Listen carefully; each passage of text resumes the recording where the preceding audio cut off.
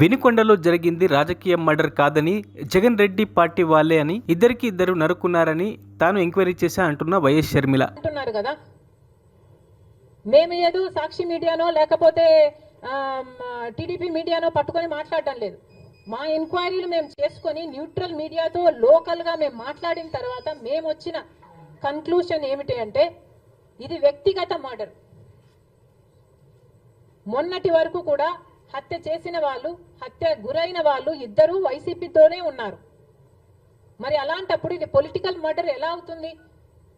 ఈ political murder అని మీరు చెప్పి మీరు ఢిల్లీకి వెళ్ళి ధర్నా చేస్తున్నారా? దేనికి? మీ ఉనికి కాపాడుకోవడం కోసం.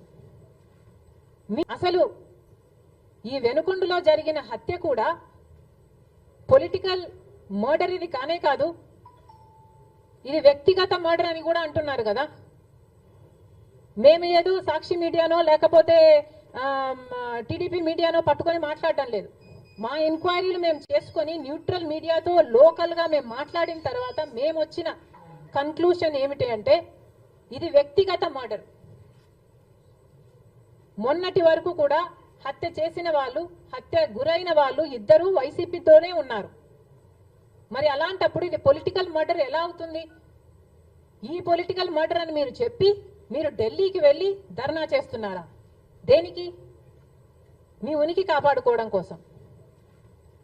మరిన్ని అప్డేట్స్ కోసం మా ఛానల్ని సబ్స్క్రైబ్ చేయండి.